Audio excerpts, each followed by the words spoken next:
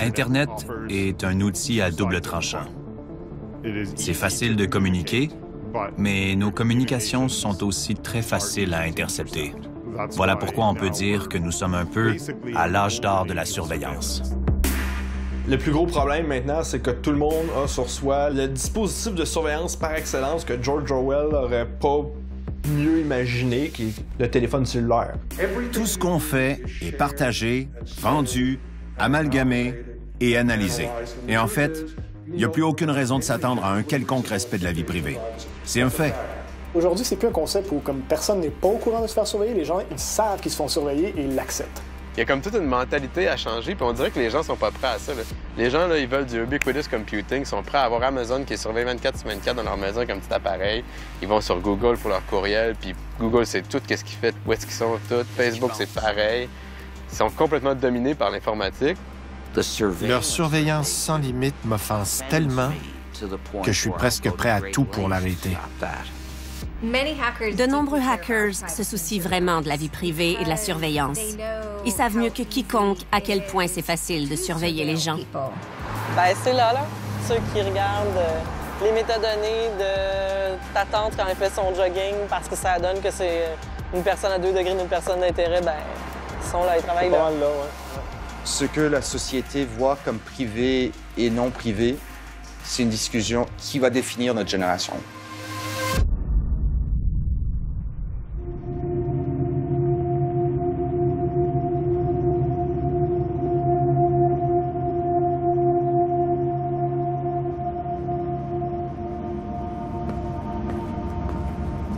Bienvenue chez Métroptique, un des principaux centres de télécommunications de Montréal, qui est un secret à bien garder, là où la majorité des contenus Internet circulent pour servir la province et une grosse partie du Canada. C'est une pièce située sous les voies ferrées dans les entrailles de la ville de Montréal. On capture probablement 75% du trafic Internet à partir de cette location ici. Ici, on a des clients plus privés, si vous voulez, qui ont leur propre salle fermée, qui n'aimeraient pas voir leur salle à l'écran nulle part. Alors, on va passer tout droit. C'est qui les clients? Ça a-tu un lien avec le gouvernement? Tu peux pas nous le dire? C'est... ouais. C'est très privé.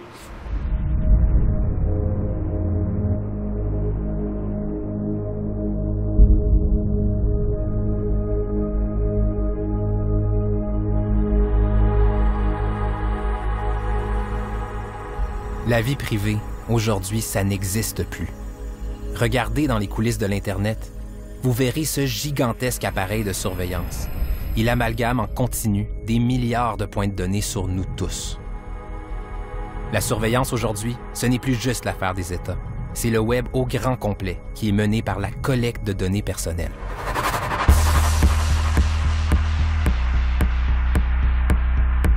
Les géants du Web comme Google et Facebook, ils savent tout de vous. Vos déplacements, vos amis, vos maladies chroniques, votre situation financière, vos opinions politiques, vos préférences sexuelles, tous vos petits secrets.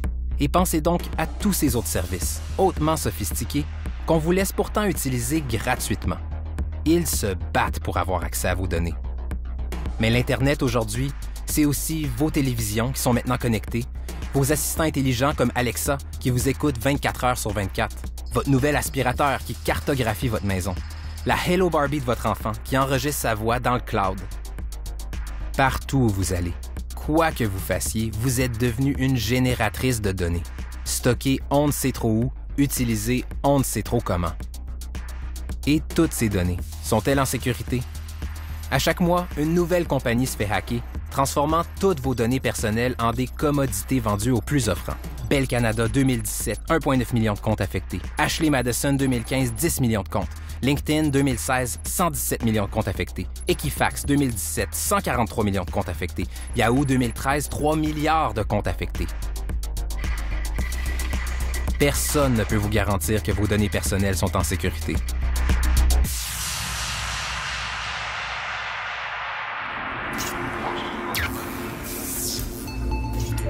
Mais il reste un brin d'espoir pour la vie privée. Et ce sont les hackers qui nous le donneront. car l'Internet, c'est leur terrain de jeu. Il faut donc leur donner la parole pour qu'ils nous aident à imaginer un Internet libre de la surveillance.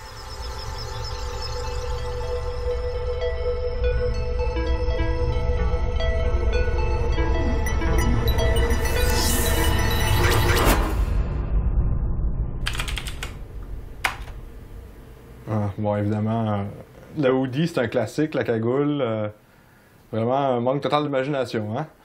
Masse d'Anonymous, les 1 et les 0 qui volent, les chiffres, l'hexadécimal.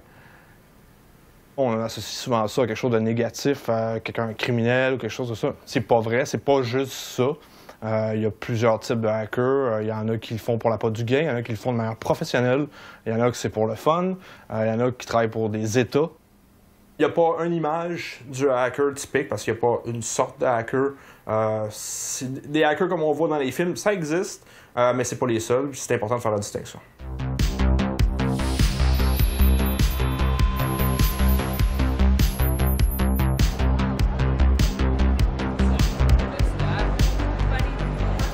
Les hackers forment une communauté mondiale. Ils se réunissent lors de grands rassemblements festifs où le sujet de la surveillance et de la vie privée est sur toutes les lèvres.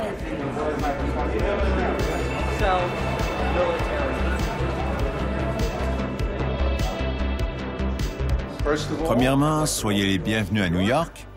J'aimerais vous mettre à l'aise.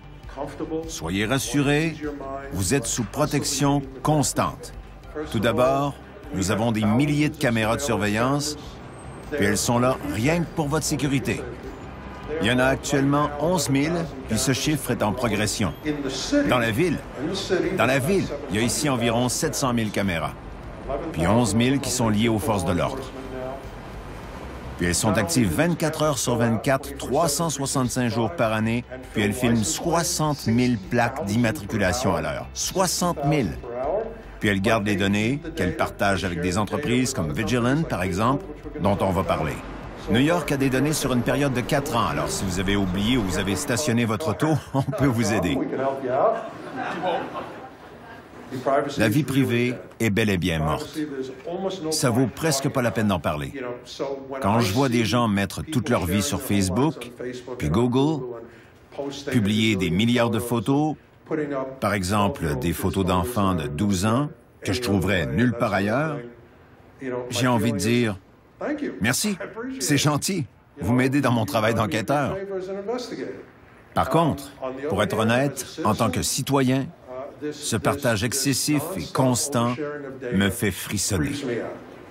Vous avez perdu ces informations-là. Vous les reverrez plus. On ne peut pas remettre le génie dans la lampe.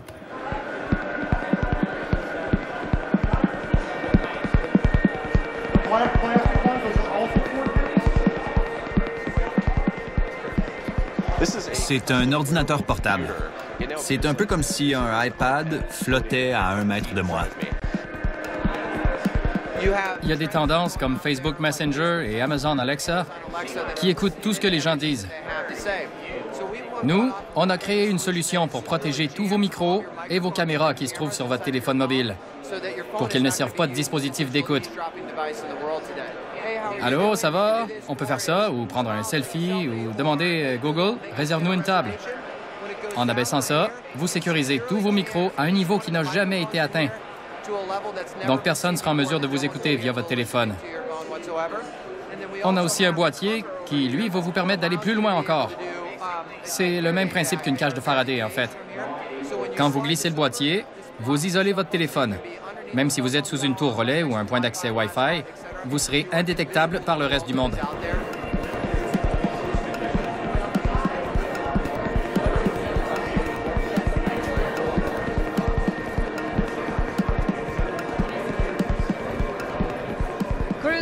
Des groupes pirataient l'OTA. Ils disaient chaque semaine au FBI d'aller se faire foutre. Exactement. Et en fait, à cette époque, je faisais des cauchemars dans lesquels le FBI voulait me voir, étant donné que j'étudiais ces hackers. Il y a différentes sortes de hackers. Il y a ceux qui pénètrent les systèmes pour les forcer à s'améliorer, ceux qui veulent créer des logiciels libres et open source, ceux qui veulent fabriquer du matériel informatique, et puis ceux encore qui se consacrent à lutter contre la surveillance sous toutes ses formes et défendre la vie privée des utilisateurs. L'une des raisons pour lesquelles tant de hackers sont bien au courant de tous ces enjeux-là, c'est parce qu'ils savent mieux que quiconque à quel point c'est facile de surveiller les gens. Ils organisent Hackers on Planet Earth ou encore la conférence du Chaos Computer Club, où ils parlent des heures avec passion de l'importance de la vie privée et de la lutte contre la surveillance. Il nous faut des héros comme Edward Snowden. 3 fois hurrah pour Edward Snowden. Hip, hip, hooray! Hip, hip, hooray! Hip, hip, hooray!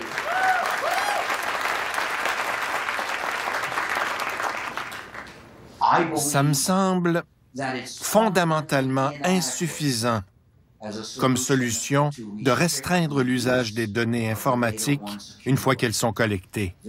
Elles seront forcément mal utilisées et ce sera fait de manière officielle parce que les conditions d'utilisation des gouvernements sont tellement remplies de brèches et qu'ils pourront en faire tout ce qu'ils veulent. Il faut faire plus que limiter l'usage de ces bases de données, il faut empêcher leur création. La surveillance imposée à la population aujourd'hui est bien pire que celle de l'ex-Union soviétique. Il ne reste pratiquement plus de place pour la dissidence ou encore pour les lanceurs d'alerte. C'est une menace pour la démocratie. Il faut suffisamment réduire le niveau général de surveillance pour que l'État ne puisse à aucun moment être en mesure de savoir où vont les gens et qui parle avec qui. Jamais je n'utiliserai les services d'Uber, pas tant qu'il n'aura pas changé radicalement. Uber espionne les gens et garde les traces de l'identité et des déplacements des utilisateurs. Ça devrait être illégal. C'est une atteinte aux libertés fondamentales à la base d'une démocratie. Les entreprises comme Uber devraient avoir le choix entre laisser les gens voyager anonymement, payer en argent comptant et ne pas avoir à utiliser des appareils qui permettent de les géolocaliser, ou sinon, ils devraient être forcés de disparaître. Parce que quand il s'agit de quelque chose d'aussi important que la survie de notre démocratie, on ne peut pas se contenter d'exiger des entreprises qu'elles demandent aux utilisateurs l'autorisation de les priver de leur liberté. Obtenir le consentement des utilisateurs pour les traiter d'une façon qui menace la démocratie n'excuse et ne légitime rien du tout. Est-ce que vous vous voyez comme un hacker? Bien sûr. J'aime l'intelligence joueuse. C'est ça, être un hacker. Apprécier l'intelligence joueuse. Le premier hack, pour tout le monde, c'est prendre un escalier roulant en sens inverse.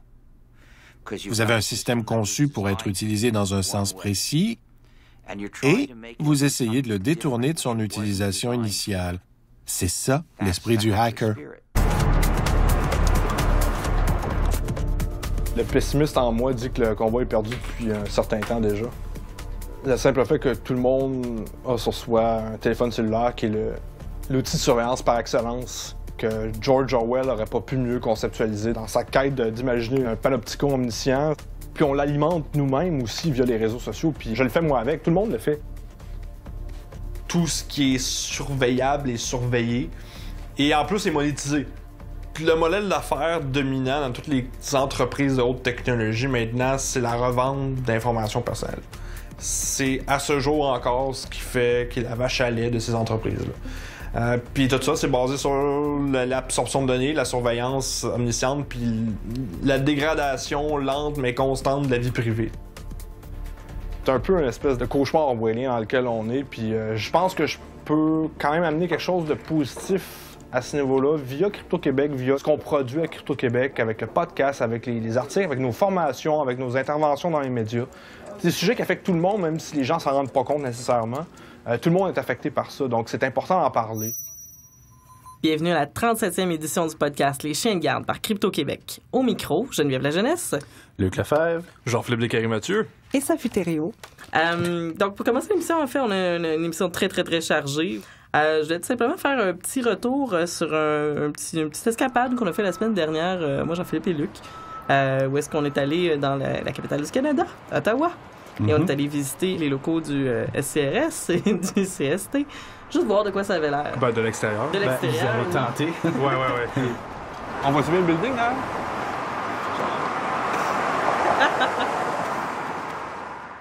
Je m'attendais vraiment pas à voir l'élite cryptologique du Canada dans l'autre bord du parking du Loblaws. Pour vrai, là, imaginez-vous comme un gros aéroport magique en face du quartier 10-30. C'est un peu ça. C'est exactement ça. Puis avec des baies vitrées. C'est super. Ils ont des baies vitrées? Mais oui, mais c'est trop transparent, Luc. Ben, c'est là.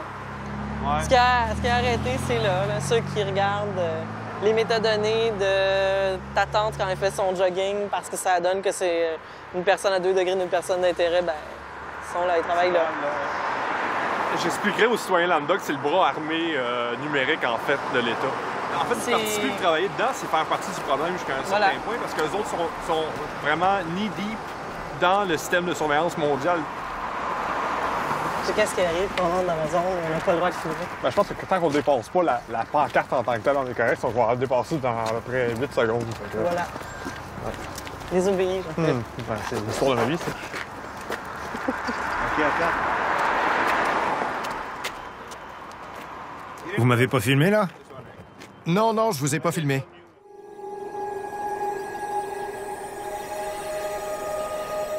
Qu'on ne nous laisse pas filmer notre NSA canadienne n'a rien de surprenant. Ce qui est plus surprenant, par contre, c'est que ce bâtiment est le plus coûteux de toute l'histoire de l'architecture publique canadienne. Il en aura coûté 1,2 milliard de frais de construction.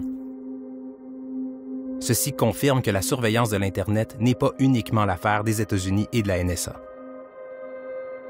Les services de renseignement comme le SCRS et le CST ont des pouvoirs de surveillance bien plus permissifs. Et l'un des problèmes qu'ils posent est qu'une bonne part de leur activité et des cadres juridiques qui les autorisent existent dans le secret. On a des antécédents d'abus et de dérapage avec ce type de pouvoir. Des cas d'abus de pouvoir et d'interférence dans le processus démocratique et auprès de groupes de revendication. Tout ça n'a plus à être démontré. Les preuves ne manquent pas. On a récemment eu affaire au Québec à la surveillance gouvernementale de plusieurs journalistes. On réfère ici à la surveillance du journaliste Patrick Lagacé et celle d'au moins 9 autres journalistes québécois, mis sous surveillance par le SPVM et la SQ. Mais ceci n'est qu'un seul exemple des multiples dérives de la cybersurveillance au Canada. Les révélations Snowden nous apprenaient aussi l'existence d'un grand nombre de programmes de surveillance de masse au Canada, mis sur pied par nos agences de renseignement sans aucune supervision législative. En 2017, le gouvernement Trudeau présentait la loi C-59, censée mieux encadrer les pouvoirs de ces agences. Mais pour les critiques, c'était peu convaincant. Le problème est que le cadre que les gouvernements ont établi est profondément permissif. Je vous donne un exemple. Il existe des cadres qui permettent de saisir ce que le gouvernement a appelé de l'information ou des données accessibles au public. C'est-à-dire toute donnée qui pourrait être accessible au public de quelque manière que ce soit ou qui pourrait être achetée. Pensez à toutes les données vous concernant, qui pourraient être connues ou achetées et qui sont, d'une manière ou d'une autre, publiques à juste titre. Que ce soit quelque chose que vous ayez publié sur Facebook ou dit en entrevue à la radio il y a 20 ans de ça, ou le chemin que vous prenez pour aller à l'école parce qu'il y a des caméras partout. Tout ça commence à devenir très... Un autre épisode se rajoute à cette liste, les IMSI Catchers. Ces engins interceptent certaines données émises par vos téléphones cellulaires. Et en avril 2017, on apprenait qu'au moins 8 IMSI Catchers étaient en opération à Ottawa. La GRC admettait ensuite en utiliser partout au pays. Un IMSI Catcher, c'est une petite boîte qui simule une antenne de relais cellulaire. Votre téléphone n'y voit que du feu, s'y connecte automatiquement et permet ainsi au IMSI Catcher d'intercepter l'identifiant unique de votre téléphone ou le IMSI pour International Mobile Subscriber Identity. certains IMSI peuvent aussi intercepter les appels et les messages textes. Les IMSI Catchers sont des outils de surveillance de masse excessivement intrusifs. Mais ils représentent seulement une infime partie de l'éventail technologique dont dispose actuellement le CST, par exemple. Il faut remettre les choses dans leur contexte. Si vous vous demandez comment vous pouvez être surveillé dans le monde en général, je vous répondrai tout simplement, utilisez votre imagination, rien de moins.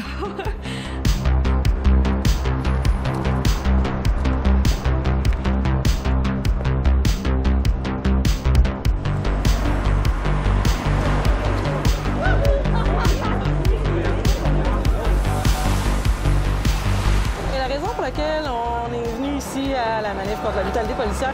L'idée, c'est de voir quel type de surveillance qui est effectuée sur les manifestants. Est-ce que les méthodes utilisées vont être des méthodes qui sont plus traditionnelles, des méthodes plus technologiques?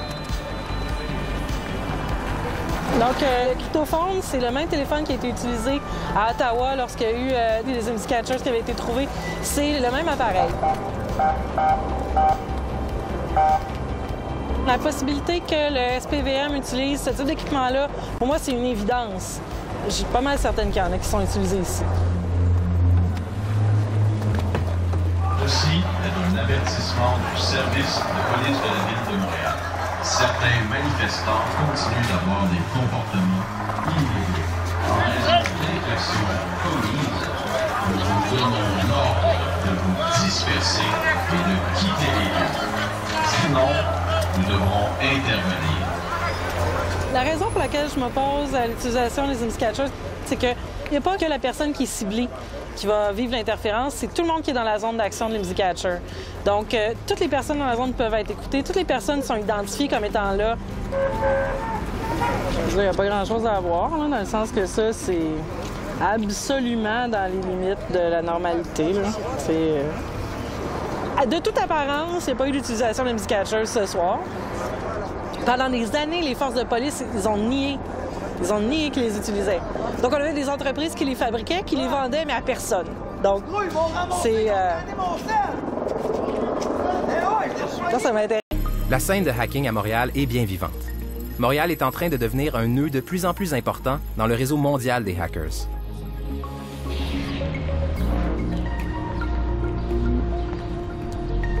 À chaque année, plus de 400 hackers convergent à Montréal pour participer à la plus importante compétition de hacking sur site de l'Amérique du Nord, NSEC. Le but est simple, gagner des points en contournant un maximum de systèmes de sécurité et d'obstacles.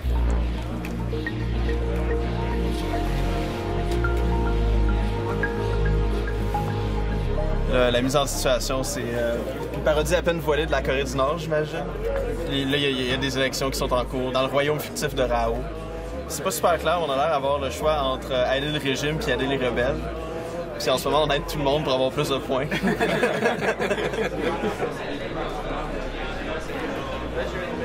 Mais Rao, c'est notre personnage, dans le fond, un peu fictif. Les gens vont penser que c'est un gars de la Corée du Nord, mais non, en fait, c'est inspiré de Mao. Donc, un peu un Chinois. Ça va bien, le moral est bon? C'est quoi vous travaillez? Ah, nice! Beau challenge. T'es allé par Brute Force? 6 points. Ouais. Ben, je dirais qu'à la base, Nortec est un organisme qui est un peu élitiste. Depuis la fondation de l'événement, on est les premiers à dire que les gens ne sont pas suffisamment bons, qu'ils devraient devenir meilleurs pour aider parce que la cybersécurité, c'est aider les gens. On parle de 30 à 40 des challenges qu'on leur donne qui sont résolus par toutes les équipes. Donc, il y a à peu près 60 de tout ce qu'on fait qui est même pas résolu après tout le week-end de la compétition. Donc, les gens viennent ici parce qu'ils savent qu'ils vont saigner du nez, littéralement, qu'ils vont vraiment aller se mettre au défi et ça va être non-stop. Il y a juste une fois qu'on peut voter. Oui. Plus long par en haut. Je crois que la majeure partie des gens dans Nortec sont contre le concept de la surveillance de masse. Fondamentalement, il y a un problème avec donner autant d'informations à des gens qui, à la base, n'ont pas de raison de l'avoir.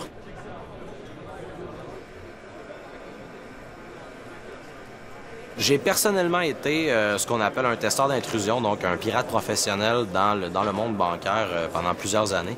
Et puis, quand on travaille dans ce domaine-là, dans la cybersécurité, on se rend compte que chaque bride d'information est une clé. Et plus on a de clés, plus on est puissant. Et cette information-là, si elle est mal traitée, si elle est mal gérée, elle peut devenir l'arme de beaucoup de gens.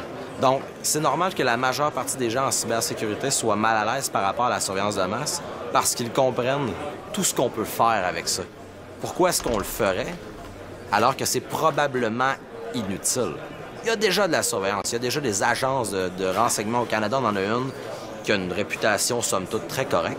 Pourquoi ont-ils besoin de plus d'informations? Est-ce que c'est parce qu'ils sont pris à court de moyens ou est-ce parce qu'ils sont simplement très paresseux? Peut-être parce qu'ils sont très paresseux.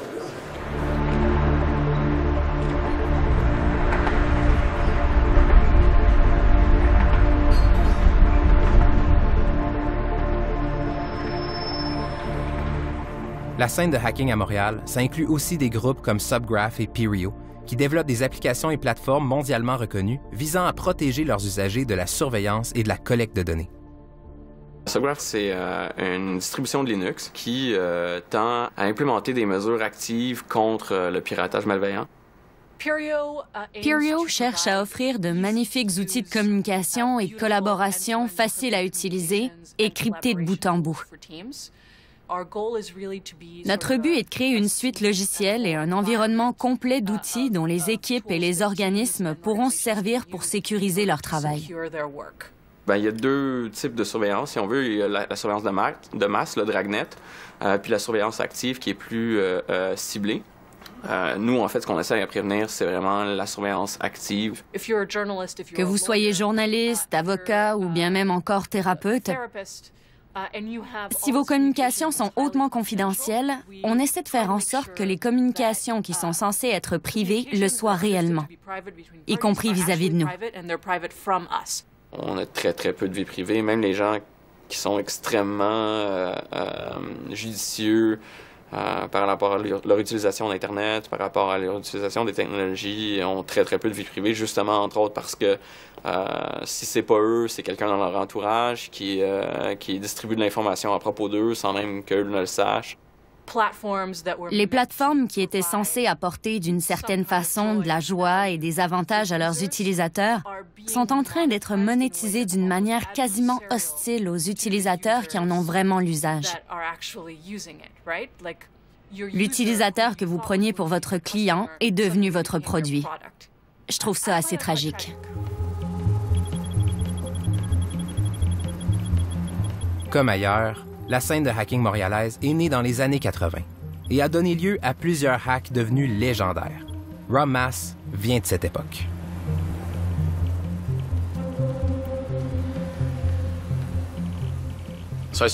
J'ai découvert l'informatique à 5 ans, avec un Apple II+. Puis après, les télécommunications et particulièrement le fonctionnement des systèmes téléphoniques vers 9 ans. Il n'y avait pas vraiment de règles dans ce temps-là sur l'utilisation et l'exploitation des ordinateurs.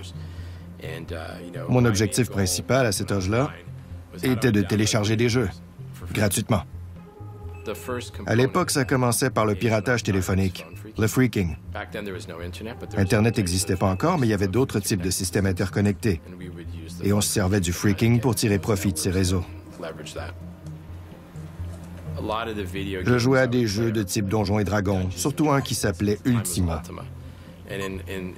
L'objectif de ces jeux est d'explorer le territoire, d'entrer dans des châteaux, de prendre de l'or et de combattre des dragons. C'était ça le jeu. Il faut comprendre le contexte. À ce moment-là, le hacking consistait à se connecter au datapack X25 et au réseau pour pouvoir entrer dans des châteaux et mettre ses trouvailles à profit. Si je hackais, c'était tout simplement pour m'amuser. J'avais aucune intention malveillante. J'étais là pour apprendre. J'ai commencé à pénétrer des systèmes partout dans le monde, ce qui a agacé un tas de gens. À l'âge de 15 ans, Rob Mass se connecte à des serveurs sensibles appartenant à l'Union soviétique.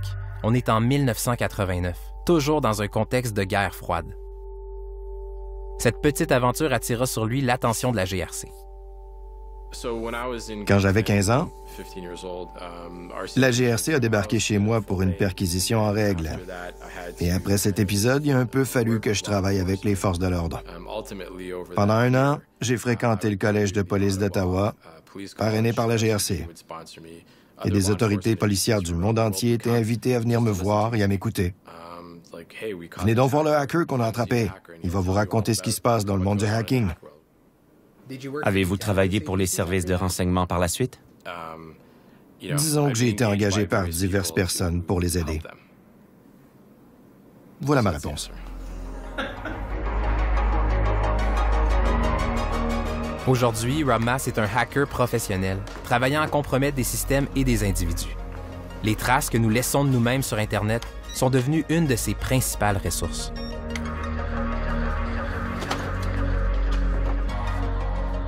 Je dis mes compétences principales sont la réaction aux incidents et la cybersécurité offensive, le fait de pénétrer des systèmes. Notre taux de réussite est de 100%. Malheureusement, je ne crois pas que ça tienne à notre talent. Bon nombre d'organisations ont les mêmes défis à relever sur le plan commercial et celui de la sécurité. On est un peu en train de perdre la guerre de la cybersécurité actuellement. Mon opinion personnelle sur la vie privée est qu'elle est quasi inexistante. Quand vous utilisez les médias sociaux ou n'importe quel autre service gratuit sur Internet, si vous n'êtes pas le client, alors c'est que vous êtes le produit. Et en tant que tel, vous échangez vos données personnelles contre cet usage. Pour sortir de la surveillance, les hackers tentent de se réapproprier l'informatique et de la démocratiser. C'est dans des hackerspaces qu'ils démontent et démembrent tout ce qu'ils peuvent pour mieux comprendre les systèmes informatiques. Ici, le mot d'ordre, c'est soit tu programmes, soit tu te fais programmer.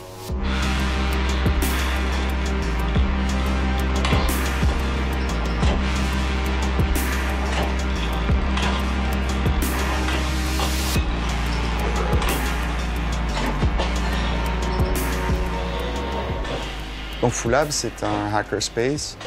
C'est vraiment un collectif qui met à disposition de ses membres des ressources ou surtout généralement un savoir-faire, donc un capital humain au niveau de la connaissance qui permet l'échange d'idées et techniques.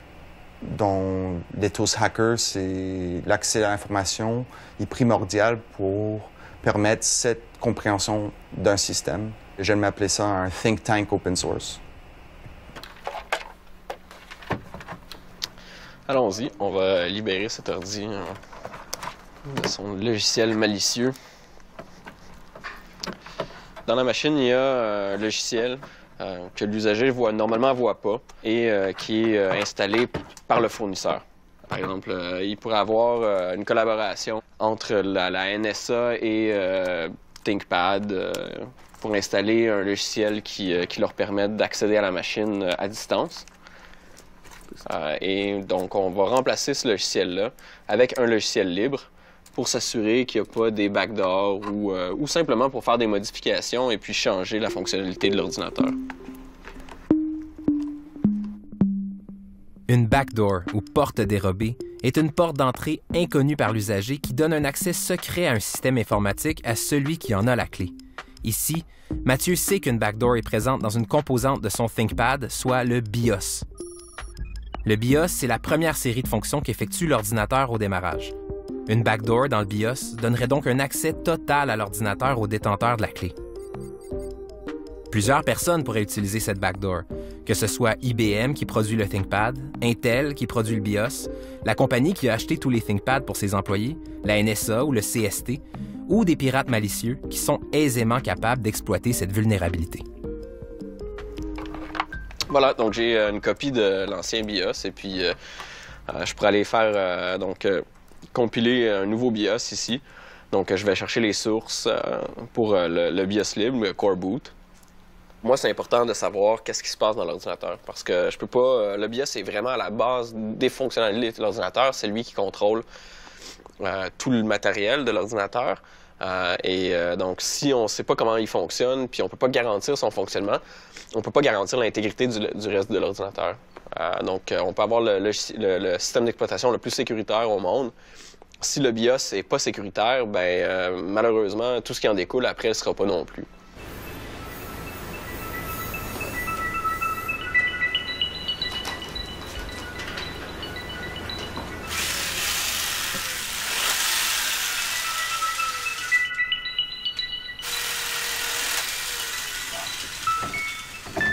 Tu m'as dit si t'as besoin d'aide, Paul. Ouais. Le DIY, Do It Yourself. Ça implique souvent que les choses ne vont pas exactement telles que prévu.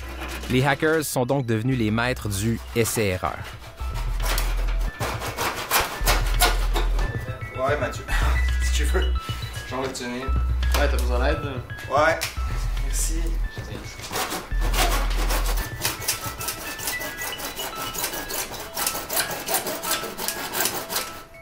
Danu Kirou construit un drone, de A à Z. Si son drone en vient à voler, il aimerait l'utiliser pour faire des expériences de sécurité. Ce qui serait fun, c'est pas la première fois que ça se fait, c'est craquer des Wi-Fi dans l'air. Donc, juste faire un drone qui passe par-dessus et qui craque des Wi-Fi. Un autre affaire serait, genre, juste pour prouver le concept, mettre une borne cellulaire dans l'air qui peut rester au-dessus d'une zone, etc. L'équivalent de ce que la police détient, ce qui s'appelle un Stingray. Essentiellement, c'est généralement pour montrer genre des failles critiques dans l'infrastructure. Et c'est pour ça que la plupart des membres le font. S'il est capable, seul et avec ses ressources limitées, de compromettre des Wi-Fi résidentiels à l'aide d'un drone bidouillé avec du styromousse, c'est qu'il y a des failles de sécurité importantes dans nos infrastructures. Ça prend des hackers pour nous montrer où sont ces failles qui mettent à risque notre vie privée et pour qu'elles soient colmatées rapidement. Ce que la société voit comme privé et non privé, c'est une discussion qui va définir notre génération. Ce qui m'inquiète plus, c'est quand est-ce que les voisins vont commencer à se pointer du doigt. Il n'est pas fou de penser que à un moment donné, on va être que genre quelqu'un pourrait télécharger un programme de la même puissance que militaire, donc une arme militaire, et l'utiliser contre son propre voisin, contre son conjoint même. C'est ça qui m'inquiète le plus.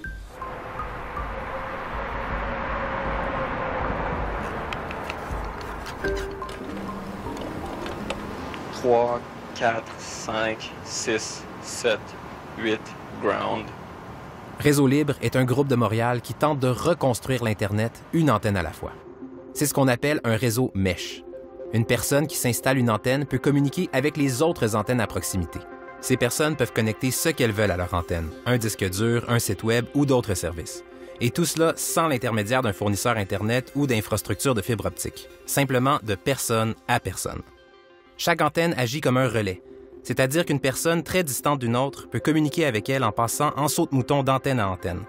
En grossissant, le réseau mesh peut en venir à couvrir une ville complète, ou même une région complète, comme c'est le cas avec le réseau mesh Guifinet en Espagne, qui compte plus de 35 000 antennes. C'est ce qu'on pourrait appeler un réseau Internet citoyen, local et totalement distribué.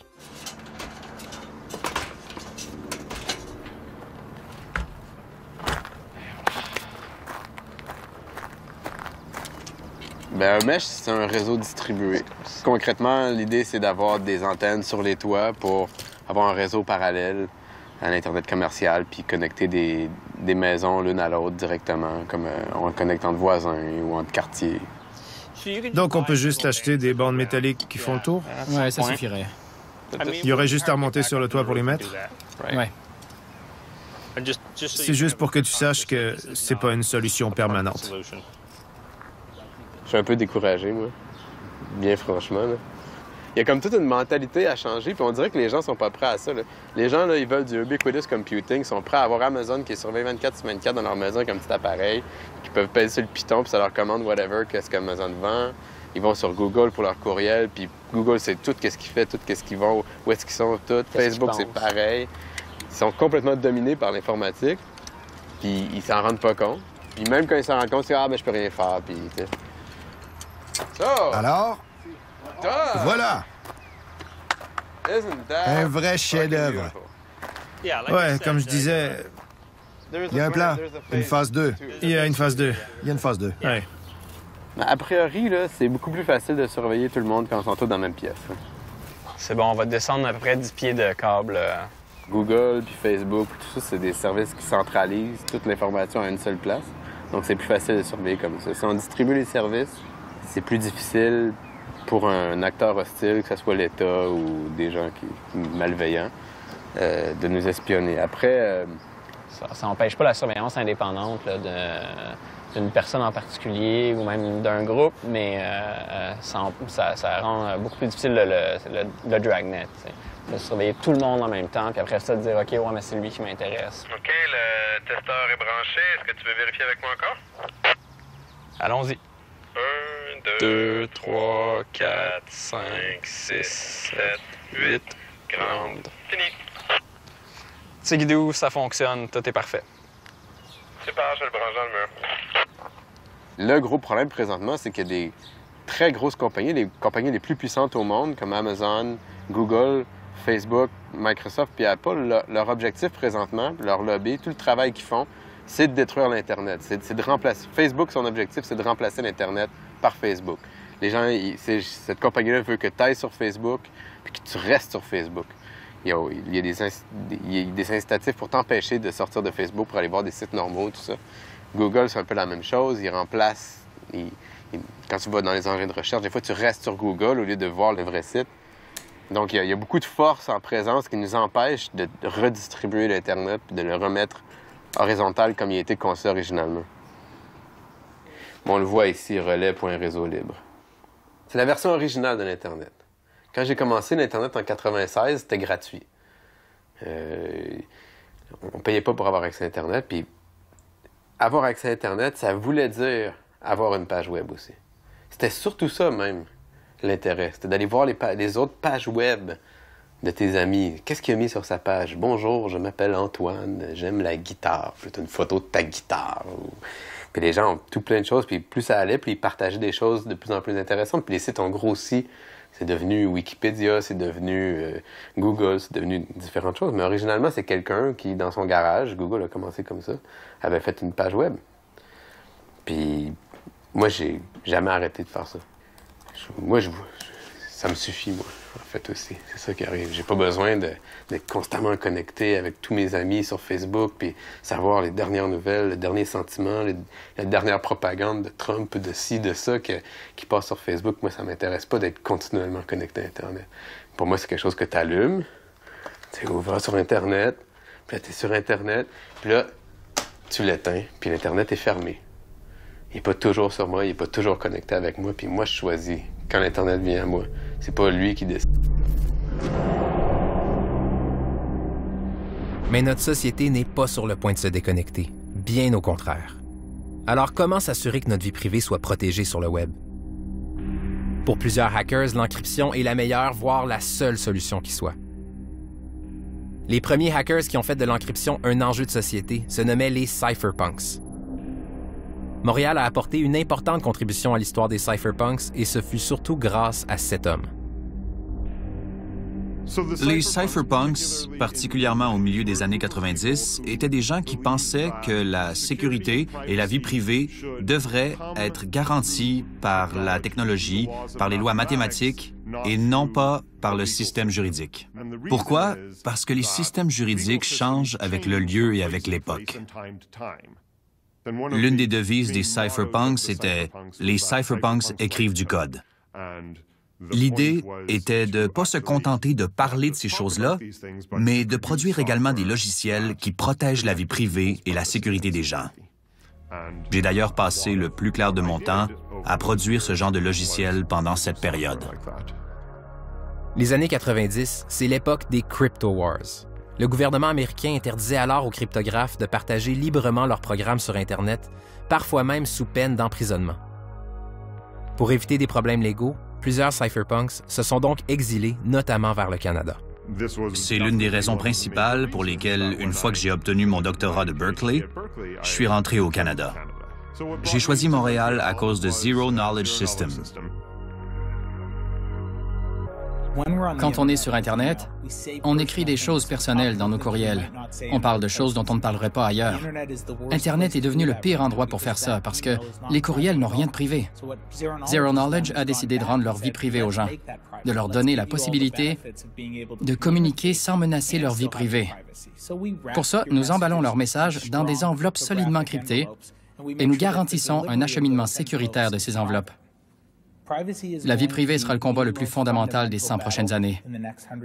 Chacun se battra pour son espace personnel, pour la possibilité de dire « Je vis dans une communauté globale, mais ceci appartient à ma vie privée. Vous n'avez pas à voir cette partie de ma vie. » Si on n'y travaille pas dès maintenant pour défendre cette possibilité, dans 20 ans, ce sera déjà trop tard. Ils sont venus me chercher. Ils voulaient créer un produit qui serait basé sur les idées que j'avais présentées dans ma thèse de doctorat. J'ai accepté et décidé de contribuer à améliorer Internet, à faire en sorte que les gens puissent communiquer en ligne, en privé. Et c'est comme ça qu'est né le Freedom Network.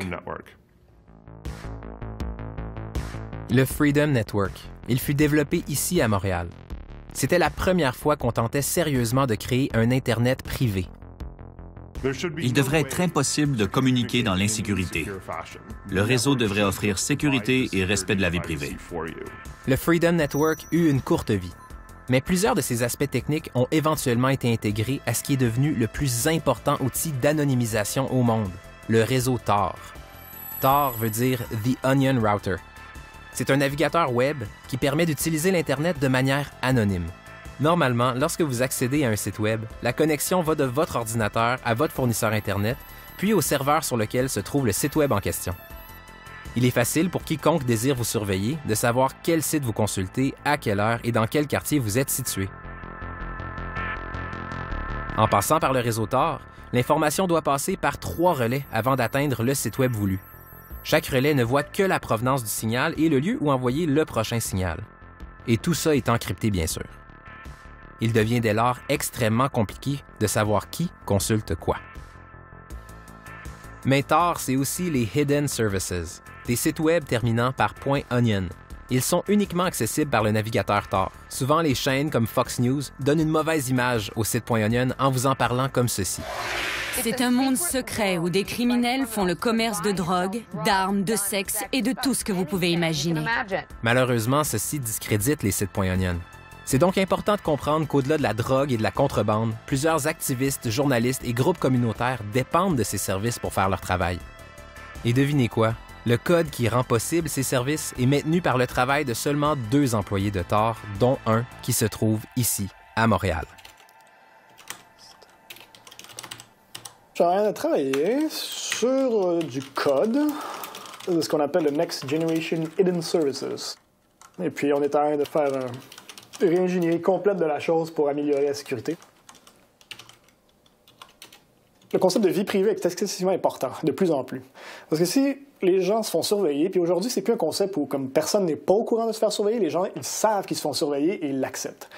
Et c'est pas parce qu'ils sont de mauvaise foi, etc., ou ils sont ignorants. C'est plus que c'est devenu... On a normalisé cette situation-là énormément. Ce que ça crée comme situation, c'est que quand tu sais que tu es surveillé, inconsciemment ou pas, tu changes ton comportement. Ça rend une société vraiment plus sous contrôle. Donc, l'intérêt de Tor ici, c'est que n'importe quoi que tu vas faire en ligne protège ta vie privée jusqu'à un certain niveau. J'ai fait une demande d'information, d'accès à l'information au gouvernement canadien pour tout ce qui concernait mon nom et mon dossier. Puis, il m'a envoyé cette lettre qui, en gros, me disait « On a l'information sur ton dossier, potentiellement, peut-être pas que pas. J'ai une enquête en cours sur moi. » J'ai eu une espèce de fierté, parce que je me suis dit, ça veut dire que je fais quelque chose je fais quelque chose de right. Je fais quelque chose qui est utile, puis que clairement, il y a comme du monde au pouvoir qui sont vraiment pas super heureux par rapport à ça. Puis, fait que ça a comme justifié mon travail un petit peu. C'est quoi la conférence qui se passe à Montréal en ce moment? OK, présentement, ce qui se passe, c'est qu'on a 2 fois par année, on a notre meeting de Tor. Donc, ce qu'on fait, c'est qu'on amène tout le monde, employés et aussi de la communauté, venir ensemble, se rassembler et pendant 5 jours, on règle les problèmes, on s'améliore et on regarde tout ce qui va pas bien avec Tor.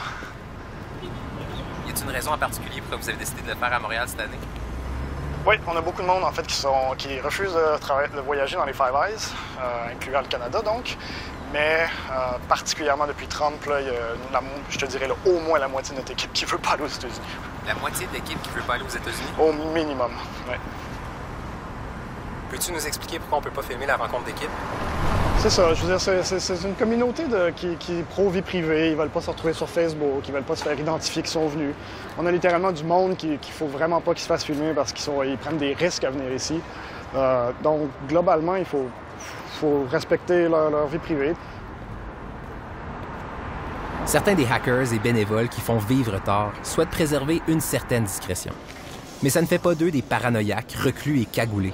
Au contraire, c'est une communauté qui a bien compris que le changement doit passer par le débat public. Je m'appelle Jennifer Elsby. Je suis développeuse principale de Secure Drop, une plateforme de lanceurs d'alerte qui utilise Tor.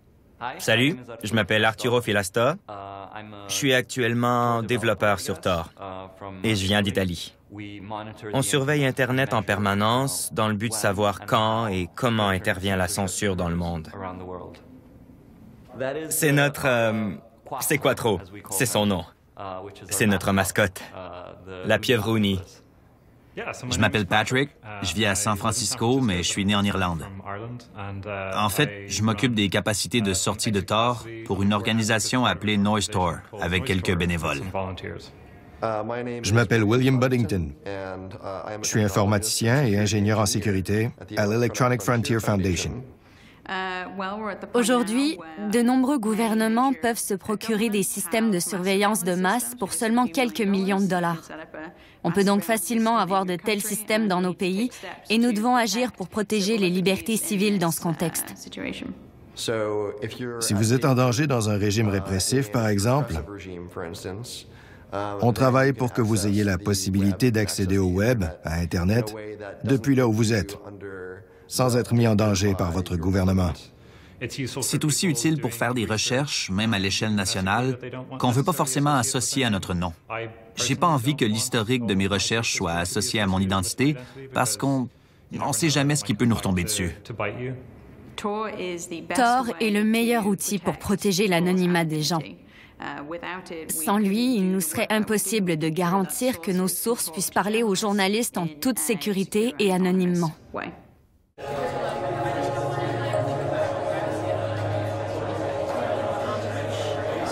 Donc, quel est l'avenir de la vie privée sur Internet à l'ère de la surveillance généralisée? Accueillons maintenant Roger Dingledine.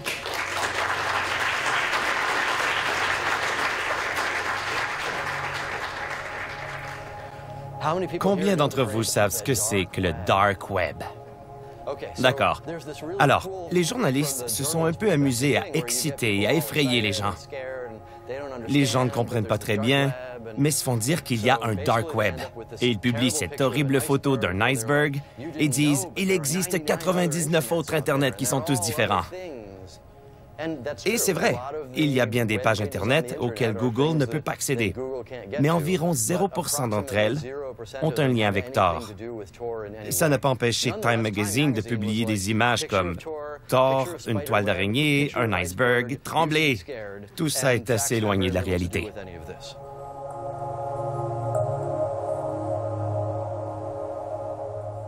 Je crois que le respect de la vie privée intéresse beaucoup les gens de nos jours. Ils pensent aussi, dans une certaine mesure, que ça peut être une cause perdue. Les informations personnelles sont non seulement collectées et revendues, ce qui fait le fonds de commerce de la plupart des collecteurs de données, mais il arrive aussi parfois qu'elles soient perdues, mal utilisées, abusivement exploité, généralement traité comme une ressource dont on dispose en abondance et qu'il est complètement inutile de protéger. Mais je crois aussi qu'il y a beaucoup d'espoir. Plus que jamais, les gens se servent de l'encryption pour communiquer. Si vous voulez avoir une conversation privée avec quelqu'un à l'autre bout du monde, je dirais que c'est le moment ou jamais de le faire. Qui sait ce que c'est l'interception légale? 2 ou 3, un peu plus que pour Blue Coat. C'est l'expression utilisée pour désigner les backdoors dans toute l'infrastructure téléphonique, les routeurs Internet, etc. L'idée est de dire que si quelqu'un fait quelque chose de mal, on devrait pouvoir l'espionner et faire intervenir des juges. Et c'est peut-être acceptable dans le monde occidental, mais la même infrastructure est vendue en Arabie Saoudite. Et un type là-bas demande « Ça sert à quoi ce port? » Réponse « C'est le port d'interception légale. » Sa réaction « La loi, c'est moi, branchez-le. » Internet est plus centralisé que vous le pensez. Il n'y a qu'une poignée de câbles sous les océans. Si vous êtes au Pérou et que vous voulez établir une connexion avec l'Équateur, ça passera par Miami. C'est comme ça qu'Internet est conçu. Ça veut dire qu'il y a énormément de goulots d'étranglement, d'endroits où d'importants services de renseignement peuvent aller pour s'emparer du trafic. Beaucoup plus que vous le pensez, à vrai dire. Vous imaginez peut-être Internet comme le monde où nous vivons, avec plein de pays différents, et là où tout est bien réparti. J'aimerais qu'Internet soit comme ça, mais c'est pas le cas.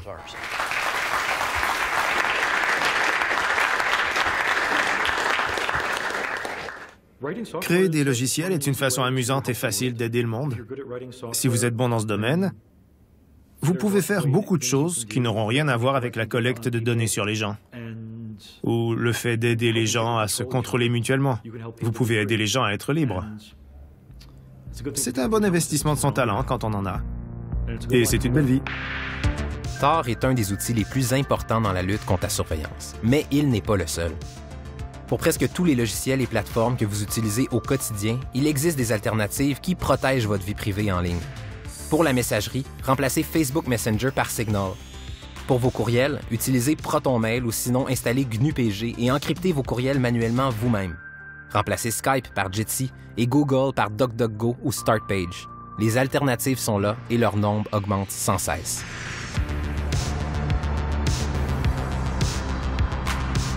La plupart de ces outils sont des logiciels libres, ou sinon des logiciels open source. Les logiciels libres sont développés par des communautés de bénévoles en ligne. Ils publient et manipulent librement le code source du logiciel et distribuent habituellement les logiciels gratuitement.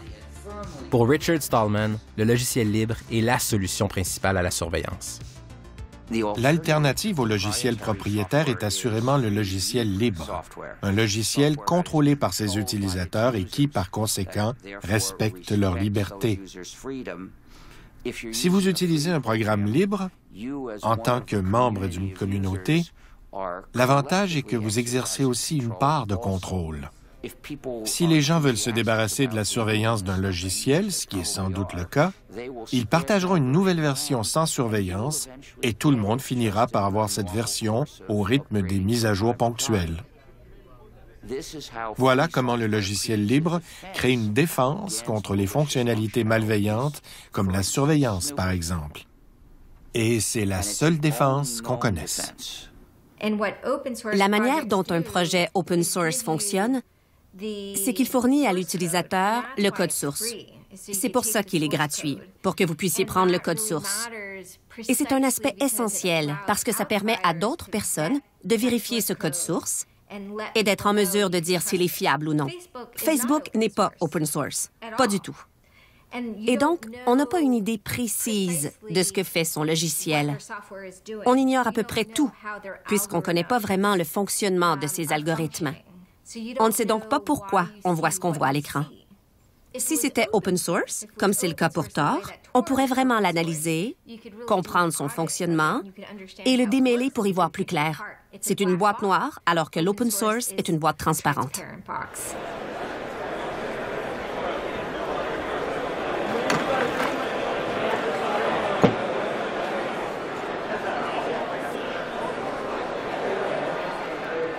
C'est léger. Ça pèse juste 1,1 kg. Ça, c'est un micro-ordinateur. Et ça, un ordinateur portable fait en impression 3D, qui devient parfaitement fonctionnel avec cette carte informatique. Avec ce système, les réparations et les modifications sont possibles. Comme c'est une impression en 3D, vous pouvez réparer votre ordinateur chez n'importe quel hackerspace. Si vous le trouvez plus assez rapide au bout de 2 ou 3 ans, il vous suffit d'acheter une nouvelle carte informatique. Plus de mémoire vive, plus de vitesse, des processeurs plus rapides, etc. Au lieu de jeter un ordinateur à 500 $, vous achetez une carte à 50 $. C'est écologique, économique. Enfin, vous me suivez. Nous avons également fait toutes sortes de recherches sur les processeurs de cette carte pour que le code source, pour que tout le processus de démarrage soit disponible en ligne pour tout le monde en tout temps. Pas de backdoors de la NSA dans ces processeurs, contrairement à Intel. Le code source est complet, toute une invention.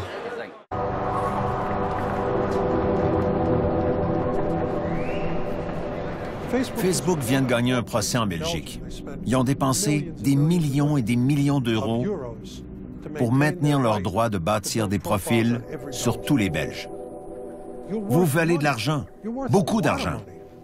Vous avez peut-être le droit d'être oublié, mais vous ne le serez pas. Si la vie privée est une illusion et qu'elle est morte, on fait quoi? OK. Il faut un changement radical dans l'attitude des gens. Il faut une sorte de changement, mais ça me fait mal de le dire, parce que je suis un libertarien convaincu, puis que je crois fermement à la libre entreprise, plus que quiconque sur Terre peut-être. Mais il faut introduire une forme de réglementation pour les sociétés comme Facebook puis Google. Le problème, c'est que comme tout le monde, vous les considérez comme un service public. On a l'eau, l'électricité, le téléphone, Google. C'est des entreprises privées. Elles possèdent et vendent vos données personnelles. Elles vendent l'essence de qui vous êtes. Et il n'y a aucune réglementation. Aucune réglementation. Il n'existe pas la moindre loi aux États-Unis qui vous permette de dire « non, pas ça » ou « c'est trop ». Google puis Facebook s'en fichent complètement. Ils possèdent la grosse majorité des informations en circulation. Des sociétés privées, Google, Facebook, Axiom, Information USA, Microsoft, Apple, environ 20 entreprises possèdent la majorité des RPIP du monde, soit les renseignements permettant d'identifier une personne et tout ce qui va avec.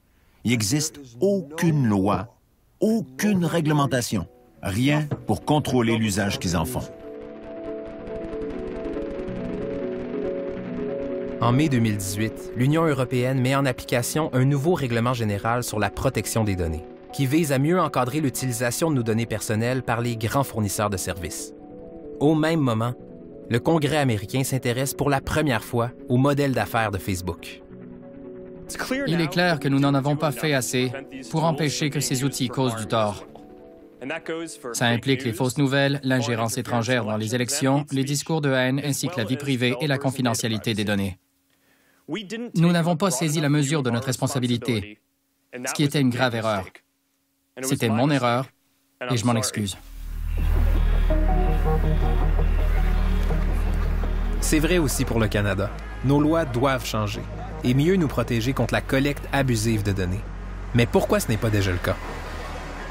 Le gouvernement n'a pas les ressources pour bâtir un Facebook et faire en sorte que vous l'adoptiez.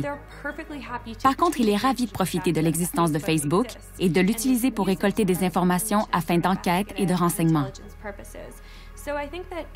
Il est donc sans doute juste de reconnaître qu'il existe un certain degré de connivence entre ces différents acteurs d'entreprises privées et l'État. Je ne pense pas qu'il faille y voir une quelconque vision conspirationniste. Mais le gouvernement, face à ces acteurs privés qui ont accès à toutes sortes de données personnelles, veut aussi sa part du gâteau. Ça explique sans doute en partie pourquoi on constate si peu de volonté politique pour contrôler ce type de comportement. C'est pas les projets comme Tor, comme Subgraph qui sont en train de l'emporter. Clairement, c'est l'espèce de machine de surveillance qui l'emporte. Il n'y a aucun doute là-dessus. C'est certain qu'il y a une poussée pour contrer ça qui commence à exister, mais je pense qu'on a 20 ans de retard sur l'adversaire, si on veut. Les forces qui sont derrière cette mouvance de sécurité et de surveillance sont extrêmement puissantes. On parle vraiment de corporations qui sont énormes, gigantesques, de gouvernements et tout. Donc, vraiment, ça prend un effort gargantuesque là, pour avoir un impact, je pense, assez significatif.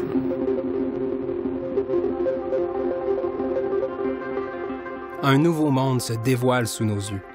Un monde où toutes nos actions et nos pensées laissent des traces monétisables et où il devient impossible d'être à l'abri des regards et d'être réellement seul. Mais l'Internet n'aurait pas pu se transformer en machine de surveillance sans notre participation. Cet Internet qui surveille tout, nous l'avons créé tous ensemble. C'est donc à nous d'inventer l'Internet qui le remplacera. Pour beaucoup de gens, la question de la vie privée se résume à « qu'est-ce que j'ai à cacher ?» Mais ça n'a rien à voir avec la vie privée, ça, ou ça en représente la plus petite partie.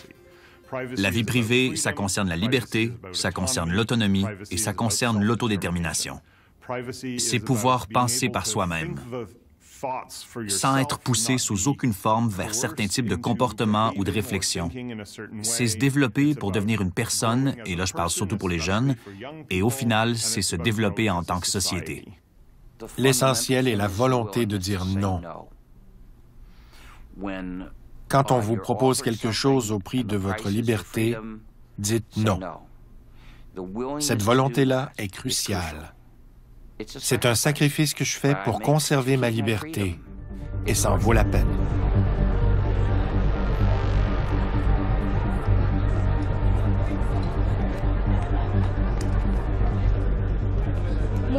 Plus que quiconque, Edward Snowden, avec sa volonté de fournir des détails très concrets sur la surveillance, nous a aidés à avoir une vue d'ensemble. Il nous a aidés à mieux comprendre les méfaits de la surveillance de masse dans notre monde et à voir en quoi les nouvelles technologies facilitent l'espionnage généralisé.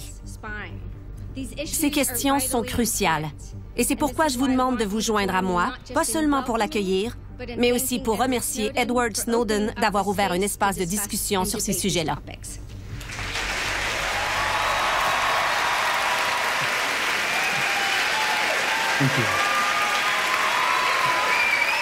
The days where they could monitor everyone, everywhere, all the time, simply what the government calls by means of bulk collection, which is the government euphemism for mass surveillance. They say we just want to collect everything and store it in case we want to search it later. Those days are numbered. We are going to move towards a freer and fairer future rather than simply the one that has already been laid out for us. We are at a decision point, and we could have a very dark future or a very bright future. But the ultimate determination of which fork in the road we take won't be my decision. It won't be the government's decision. It will be your generation's decision. And I'm looking forward to seeing what it is that you guys actually decide.